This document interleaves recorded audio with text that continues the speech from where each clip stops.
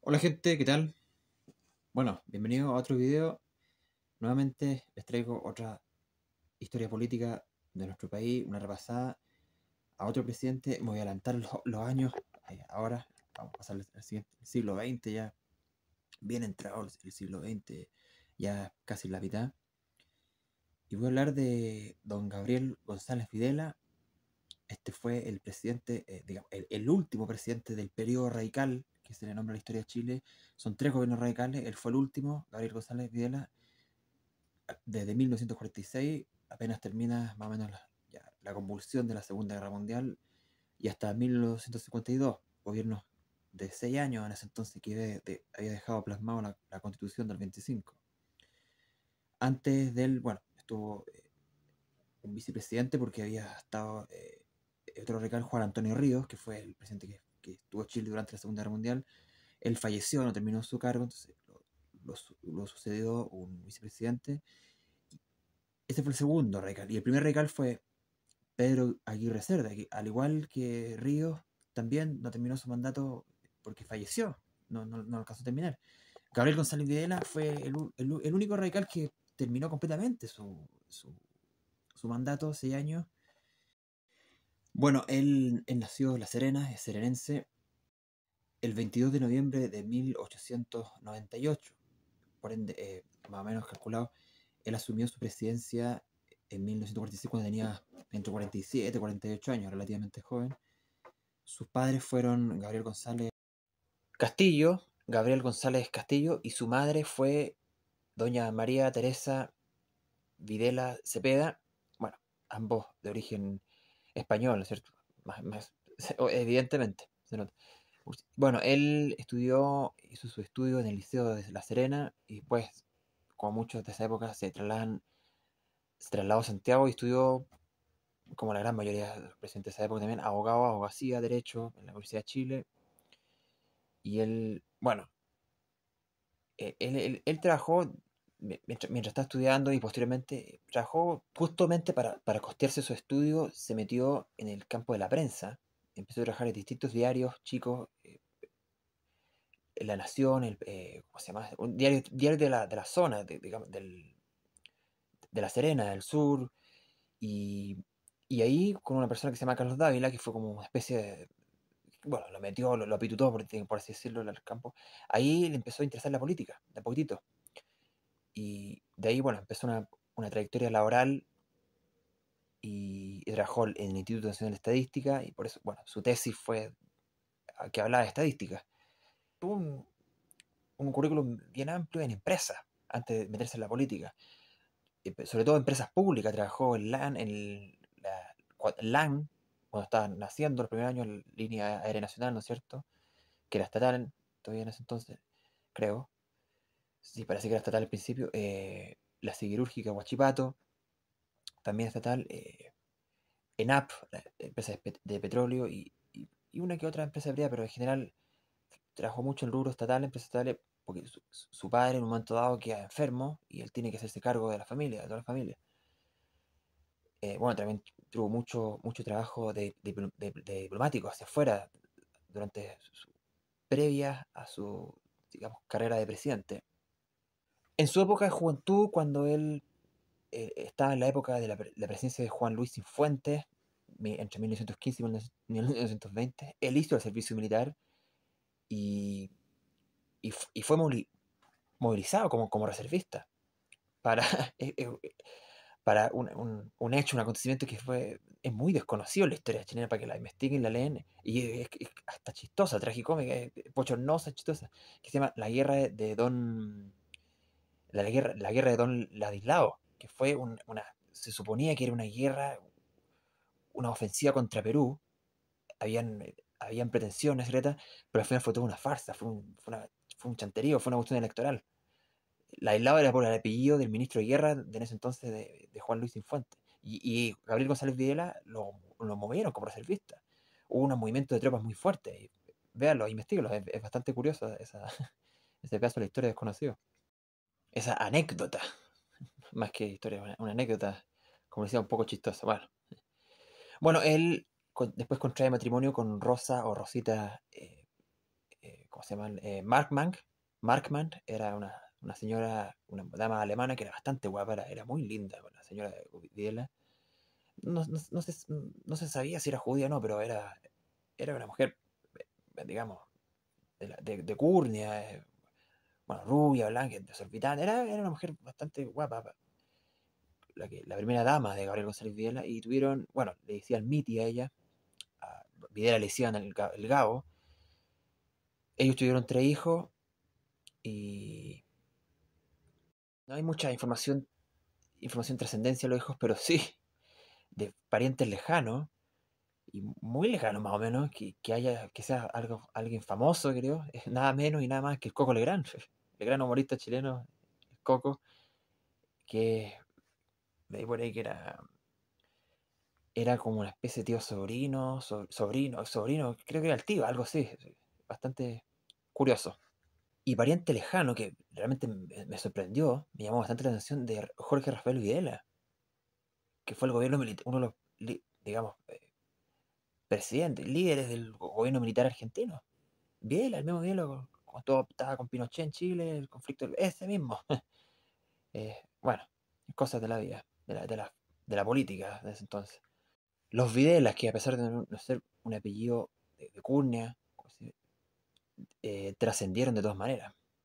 También, bueno, empezó una muy larga trayectoria política como parlamentario antes de ser presidente.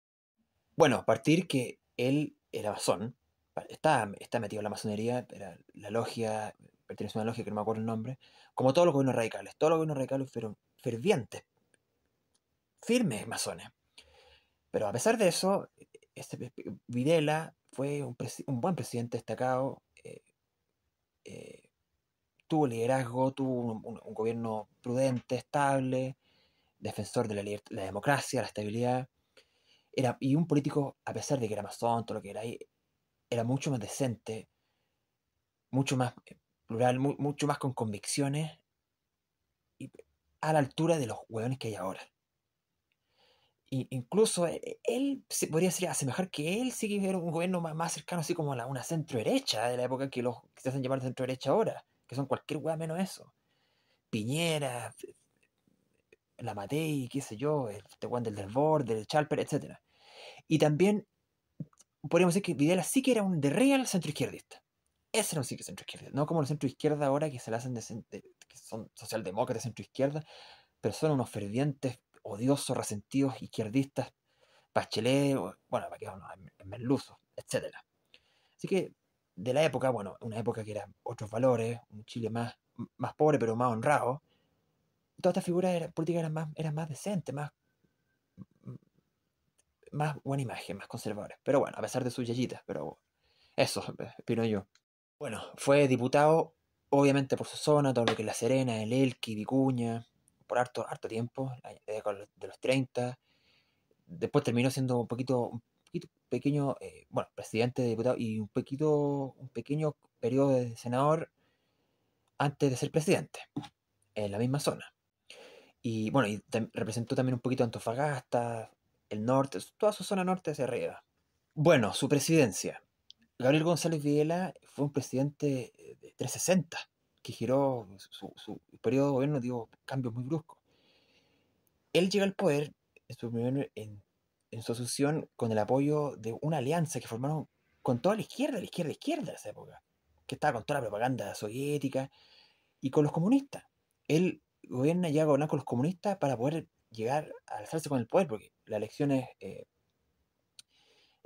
le ganó al Partido Liberal, que era más afianzado a la derecha, el Partido Conservador, la fusión. Entonces, tenía que ganar a esos comunistas y, primeramente, muchos ministros de ellos fueron comunistas. De hecho, conocido Pablo Neruda lo apoyó, hacía campaña por él. Bueno, en un momento dado empieza todo este periodo de la Guerra Fría, eh, las doctrinas soviéticas, la convulsión geopolítica capitalista estadounidense, ¿no es cierto? El comunismo soviético, que ya se sabían sus primeras fechorías, su hambruna, sus primeros asesinatos en masa, gente muerta.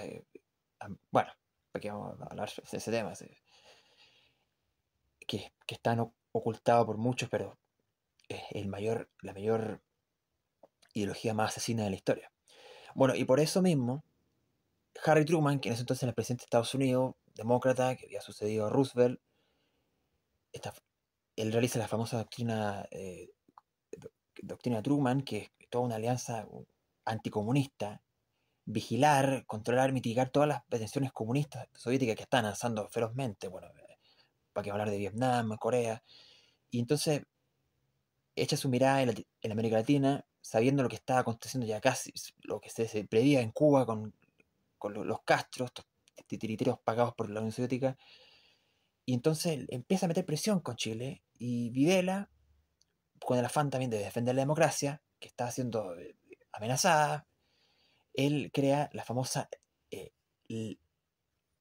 la mal llamada ley maldita, por la historia establecida, los comunistas picados a la izquierda, pero realmente se llama la Ley de Defensa Permanente de la Democracia. Suprimir, contrarrestar, eliminar o, digamos, ¿cómo se llama la palabra? Proscribir al Partido Comunista, porque era una amenaza, y lo siguen siendo, para la libertad de la democracia. Así que muy buena jugada que hizo esa de Videla. De hecho, más que nada también por ese motivo me interesó hacer un video sobre Gabriel González Videla, por ese cambio que tuvo, ese despertar que tuvo, por así decirlo. Por eso decía, a pesar de todo, era un líder que estaba sensato, parado, pensando en el país. Bueno, y después, eh, por ese hecho, Pablo Neruda se terminó convirtiendo en un muy fuerte y ferviente opositor a Videla, hablaba en pestes contra él, organizadas cosas contra él, le censuraron varias. Bueno, el que fue su amigo, bueno, para que se pegue un cachofazo, porque el país estaba por sobre, la estabilidad del país estaba por sobre las amistades. Bien, ahí Videla.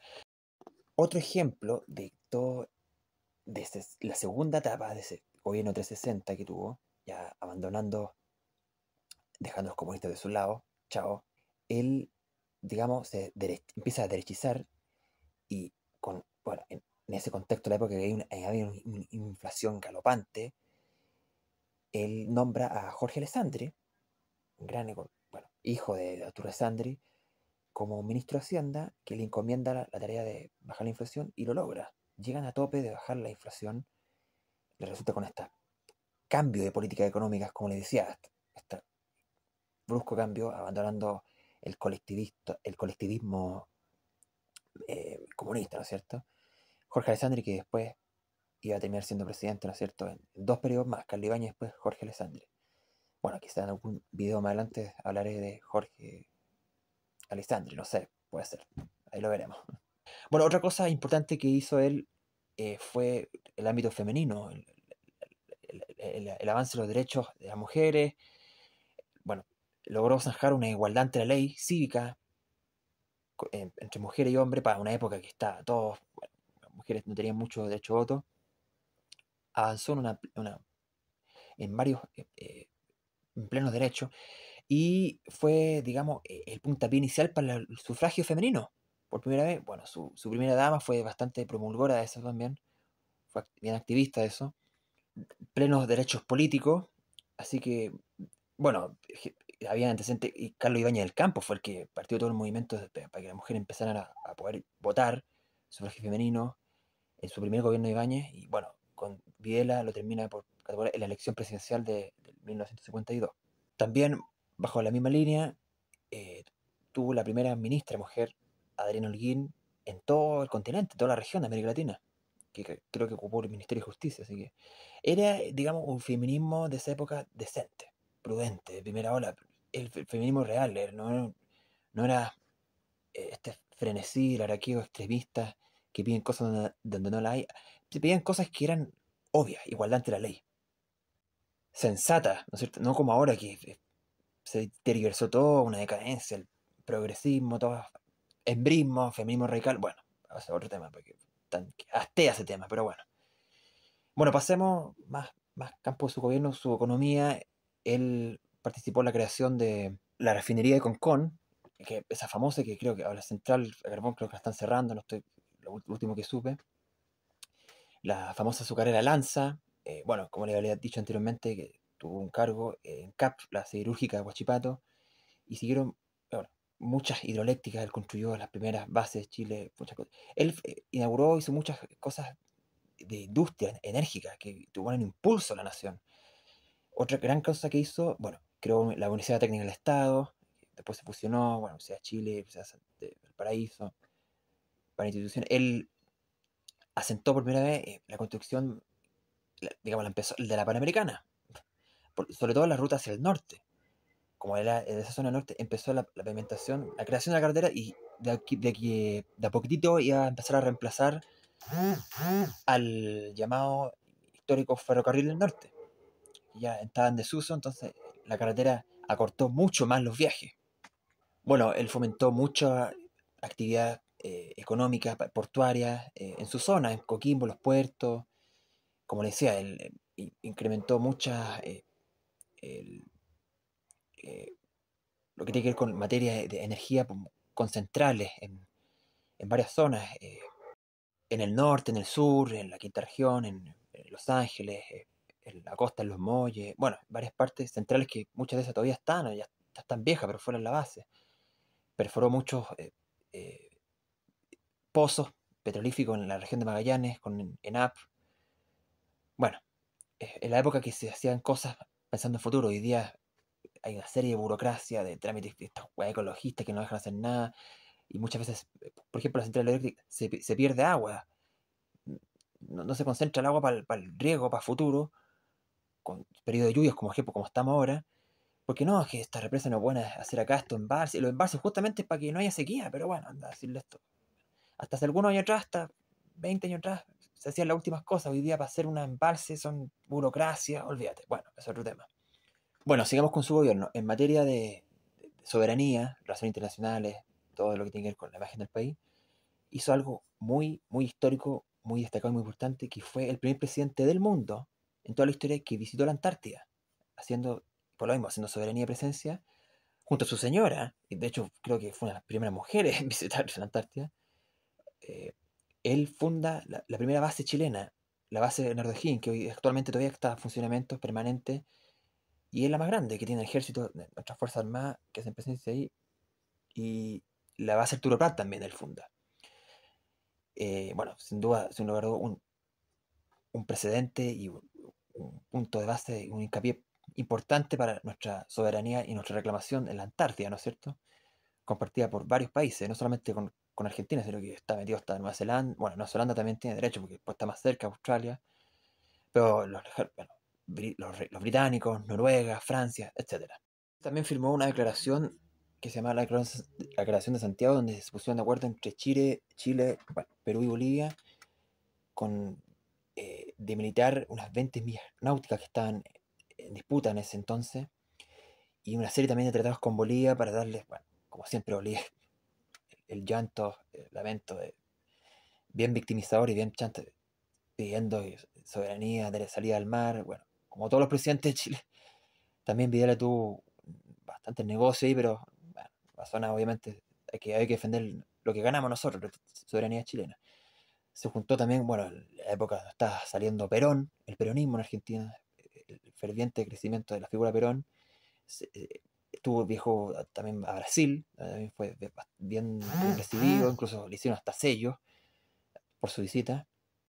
Y eso, más que nada, a modo grueso general, bueno, mantuvo buenas relaciones con Estados Unidos, Truman, como le decía, y a lo mejor mandó la chucha y eh, congeló las relaciones o eh, cortó relaciones diplomáticas con la Unión Soviética, todo el bloque comunista, así que qué mejor para la época. Bueno, bueno, y siguiendo su misma línea de que se puso bien ferviente de la libertad y la democracia, cuando llega Allende, el desastre Allende, sucio listo, él se terminó, Videla se metió convirtiendo en un ferviente opositor, y después cuando llega el general Pinochet, eh, lo apoyó bastante, incluso tuvo cargos con él.